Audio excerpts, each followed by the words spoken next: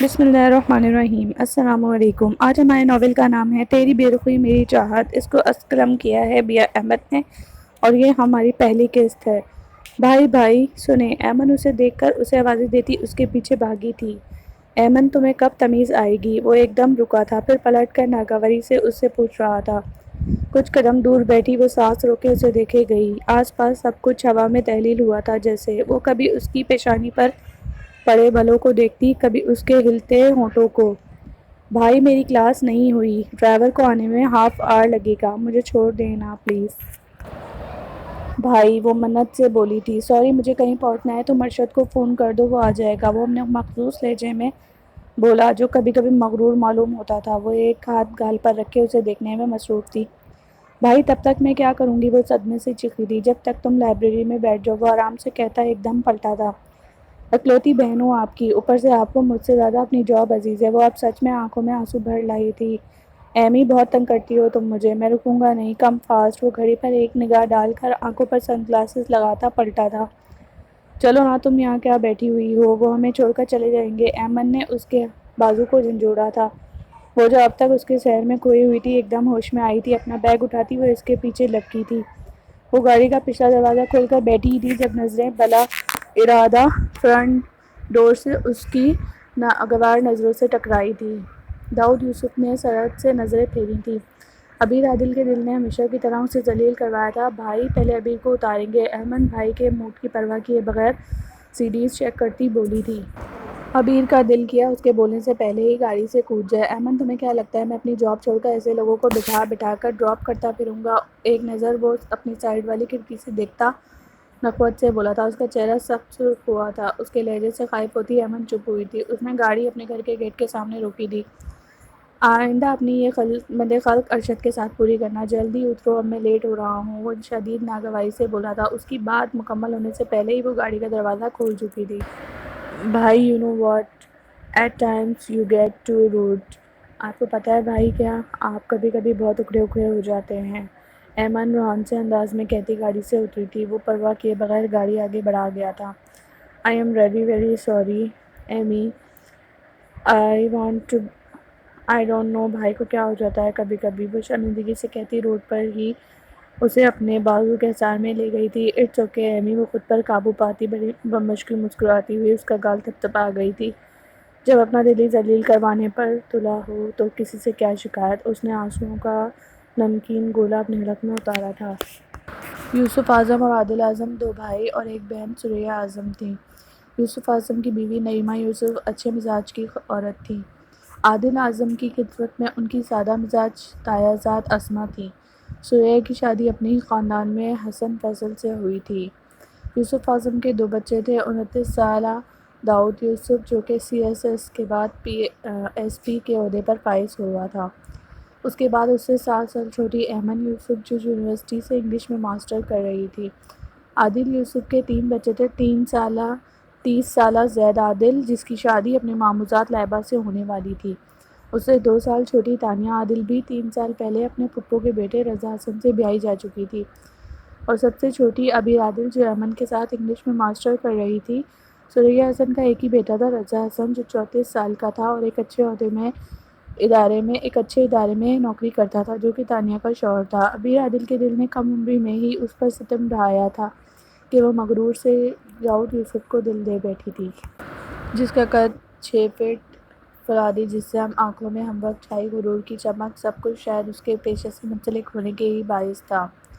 اور داؤد یوسف جو بہت سال پہلے ہی اس کی آنکھوں میں اپنے لیے پسندگی محسوس کر چکا تھا، اب اسے ابیر کے وجود سے عجیب سی چڑ ہونے لگی تھی۔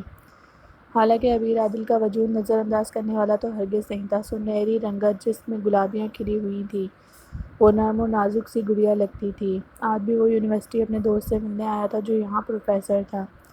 داؤد اکثر و بیشتر اشر سے ملنے آ جاتا تھا۔ یار ایمی، بہت بور ہوتی ہوں اکیلے، آپس بھی لاہور اپنے سسرال چلی گئی ہیں، بھائی سے میں کیا باتیں کر سکتی ہوں، پتہ نہیں کب بھائی کی شادی کے دن شروع ہوں گے۔ وہ بیزار شکل بنائے بیٹھی ہوئی تھی۔ سچ بتاؤں میرا بھی وہی حال ہے، بھائی اپنے کیس کے سلسلے میں سکر گئے ہوئے ہیں اور گھر پر مما اور پاپا اور میں۔ ایمن اس سے زیادہ برا منہ بنائے بولی تھی۔ واہ، مجھے پہلے یہ خیال کیوں نہیں آیا؟ ابیر ایک دم چہکی تھی۔ مجھے بھی قسم سے ایسا ہو جائے نا تو مزہ آ جائے۔ اوف ایمن تصور میں کہیں اور پہنچی ہوئی تھی۔ ہاں تو پھر کر لو عمل اپنی سوچ پر، سوچ کیا رہی ہو؟ عبیر نے اس کے گلے میں اپنا بازو ڈال کر مسکراتی آواز میں کہا۔ مطلب تم راضی ہو؟ ایمن نے آنکھیں گھما کر اسے دیکھا تھا۔ ہاں تو مجھے کیا اعتراض، انفیکٹ ہم دونوں کی ہی تنہائی دور ہو جائے گی۔ عبیر کے کہنے کی دیر تھی، ایمن اچھلی تھی، لیکن تم میرے دل کی بات میرے بولے بغیر نہ صرف جان گئی بلکہ مان بھی گئی۔ اللہ ابھی تم کتنی اچھی ہو، میں آج ہی ممی پاپا سے بات کروں گی۔ داؤد پھر واؤ، پھر بھائی سے وہ خود ہی بات کریں گے۔ وہ زور سے اس کا گال چومتی بولی تھی۔ ایک منٹ، یہ ہماری بات میں تمہارے سڑو بھائی کہاں سے آ گئے؟ وہ اب اس کی گردن سے اپنا بازو نکالتی اسے گھور رہی تھی۔ ابھی تو تم نے کہا تم راضی ہو، ایمن نے بھی اسے گھورا تھا۔ ہاں تو اس میں ناراضگی کی کیا بات ہے؟ عبیر نے آنکھوں میں الجھن بھرتے کہا۔ لڑکی راضی ہے تو لڑکے سے بھی تو پوچھنا پڑے گا نا، آخر نکاح تو دونوں کی رضامندی سے ہوگا نا؟ وہ شرارت سے بولی تھی۔ نکاح؟ کس کا نکاح؟ وہ دونوں ہاتھ کمر پر رکھتی چلائی تھی۔ تمہارا اور بھائی کا نکاح کہہ کر ایمن نے اپنا بیگ اٹھایا تھا۔ عبیر کا دل جیسے حلق میں آیا تھا، آنکھوں کے سامنے اس کا مغرور چہرہ آیا تھا۔ کیا؟ وہ اپنا بیگ اٹھائے اس کے پیچھے لپکی تھی۔ رہنے دو عبیر، دل میں کیا تمہارے دل کا حال نہیں جانتی؟ وہ زور سے بولی تھی۔ عبیر کا چہرہ سرخ ہوا تھا، اس کے قدموں نے چلنے سے انکار کیا تھا۔ اس کے دل کا حال ایمن جان گئی تھی۔ دل تو ہے، دل کا اعتبار کیا کیجیے، آ گیا جو کسی پہ، پیار کیا کیجیے، ایمن گنگنائی تھی۔ وہ جھکی آنکھوں سے مسکرائی تھی۔ عبیر اگر بھائی تمہیں ایسے اپنے نام پر شرماتا دیکھ لینا تو قسم سے پاگل ہو جائیں گے۔ ایمن نے اسے بازو کے اظہار میں لیا تھا۔ تمہارے بھائی کے دل کی جگہ پتھر پھٹ ہے ایمی، اس کی آواز بھیگی تھی پر ہونٹ مسکرا رہے تھے۔ مانتی ہوں تھوڑے سے رجڈ سخت ہیں، پر تم جیسی لڑکی پر اگر سخت سے سخت بندہ بھی پگھل جائے۔ داؤد یوسف کیا چیز ہے؟ وہ اس کی تھوڑی تھام کر بولی۔ عبیر کا دل دھڑکا تھا، وہ اس کے شانے میں چہرہ چھپا گئی تھی۔ اس سمے عبیر عادل کے چہرے پر اتنے خوبصورت رنگ تھے کہ ایمن یوسف کو اپنے بھائی کی قسمت پر رشک آیا تھا۔ اس وقت عبیر اس کو اپنے گھر رکنے کی بات کر رہی تھی، لیکن ہوا یوں کہ ایمن زبردستی اس کو وہیں سے اپنے گھر لے گئی تھی۔ لیکن وہ زندگی میں پہلی بار داؤد یوسف کے گھر جا کر رکنے میں ہچکچا رہی تھی۔ تم جس کی وجہ سے نہیں آ رہی ہو نا، وہ کراچی میں ہے ہی نہیں۔ اب وہ اس کے گھر پر تھی، نہ جانے کیوں عبیر عادل کو جیسے آج ہر چیز نئی نئی لگ رہی تھی۔ میری بیٹی آئی ہے، نعیمہ نے اسے دیکھ کر اپنی بائیں پھیلائی تھی۔ وہ ہنستی ہوئی ان میں سمائی تھی، لیکن دل نے پھر سے شور مچایا تھا۔ اوف، سنبھالو خود کو عبیر، یہ تمہاری بڑی ماں ہے اور یہ تمہارے بڑے پا کا گھر ہے، سب کچھ وہی ہے۔ اس نے اپنے دل کو ڈپٹا تھا۔ رات کے 12:15 بج رہے تھے۔ وہ ایمن کے ٹراؤزر ٹی شرٹ میں آرام دہ حلیے میں فلم دیکھ رہی تھی۔ ایمن واش روم میں تھی جب ایمن کا فون وائبریٹ ہوا تھا اور اس نے اٹھ کر دیکھا۔ اسکرین پر چمکتی تصویر کو دیکھ کر اس کا دل دھڑکا تھا۔ بلیک شرٹ میں ملبوس وہ ایمن کو بازو کے حلقے میں لیے مسکرا رہا تھا۔ ایمن نے کالر آئی ڈی میں اس کی تصویر لگائی تھی۔ وہ زیادہ دیر ان مسکراتی آنکھوں میں دیکھ نہیں پائی تھی۔ فون بجتے بجتے خاموش ہوا تھا۔ اس کا دھیان اب فلم سے ہٹ چکا تھا۔ وہ آنکھوں پر بازو رکھے لیٹ گئی تھی۔ کمرے کی لائٹ آف تھی، صرف ٹی وی کی روشنی تھی۔ آنکھوں پر بازو رکھے وہ اسی دشمن جہاں کو سوچ رہی تھی۔ اس کی بے اتنائی نے اسے رلا دیا تھا۔ شاید سو گئی ہے، اس کے روم میں دیکھتا ہوں۔ اسے کافی کی شدید طلب ہوئی تھی۔ وہ ابھی ابھی سکر سے بائی روڈ کراچی اپنے گھر آیا تھا۔ پہلے کیس کی وجہ سے اندرون سندھ میں نہ جانے کہاں کہاں خوار ہونا پڑ رہا تھا، اور اب اتنے لمبے سفر کے باعث تھکن سے جوڑ جوڑ دکھ رہا تھا۔ نہا کر وہ کب سے اسے فون کر رہا تھا پر وہ اٹھا ہی نہیں رہی تھی۔ گیلے بالوں کو ویسے ہی ماتھے پر چھوڑ کر اس نے شرٹ چڑھائی تھی، پھر بیچ کے صرف 2-3 بٹن بند کرتا وہ ایمن کے کمرے میں داخل ہوا تھا۔ ٹی وی پر فلم لگی ہوئی تھی اور وہ سامنے آنکھوں پر بازو رکھے لیٹی تھی۔ وہ دائیں بائیں سر ہلاتا آگے بڑھا تھا۔ ایمی، ایمی، ذرا سا جھک کر اس نے پکارنے کے ساتھ ہی اس کی آنکھوں سے بازو ہٹایا تھا۔ اس نے پٹ سے آنکھیں کھولی تھی۔ کسی کو خود پر جھکا دیکھ کر اس نے چیخنے کے لیے منہ کھولا تھا۔ جب وہ بے دردی سے اس کے ہونٹوں پر ہاتھ رکھتا، اس کی چیخ کا گلا گھونٹ گیا تھا۔ میں ہوں داؤد، ایڈیٹ لڑکی، وہ غصے سے بولتا، اپنا چہرہ مزید اس کے قریب لایا تھا۔ وہ گہری گہری سانس لیتی پوری آنکھیں کھولے اس کی آنکھوں میں دیکھے جا رہی تھی۔ داؤد کے پاس سے آتی محسوس گرن مہک نے اس کے حواسوں کو جکڑا تھا۔ کمرے کے اندھیرے میں ٹی وی کی مدھم روشنی ماحول کو فسو خیز بنا رہی تھی۔ ان حیران دہشت زدہ بھیگی آنکھوں میں دیکھتا داؤد سب کچھ بھولا تھا۔ دیکھتے ہی دیکھتے ان آنکھوں میں اسے اپنا عکس واضح طور پر نظر آیا تھا۔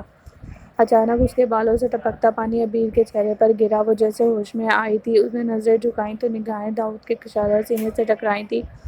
اس کا دل پسلیاں توڑ کر باہر آنے کو آمادہ ہوا تھا۔ اس سمے جیسے بے اختیار اپنے دوسرے ہاتھ سے اپنے ہونٹوں پر رکھ کے اس کے ہاتھ کو ہٹانا چاہا تھا۔ داؤد سرحد سے ہاتھ اٹھاتا سیدھا ہوا تھا۔ وہ ایک دم اٹھ بیٹھی تھی۔ داؤد کی نظریں اس کے سرخ چہرے سے ہوتی اس کے حلیے پر گئی تھی۔ Baby pink tea shirt, white trouser. میں سمجھا ایمن ہے، اپنے بالوں میں انگلیاں پھیرتا جیسے خود پر قابو پاتا بولا۔ داؤد کی نظریں اس کے سرخ چہرے سے ہٹنے سے انکاری ہوئی تھیں۔ خود پر اس کی نظروں کا ارتکاز محسوس کر کے وہ غیر محسوس طریقے سے اپنا دایاں ہاتھ اپنے بائیں کندھے پر رکھتی اپنا رخ بائیں طرف موڑ گئی تھی۔ To be continue.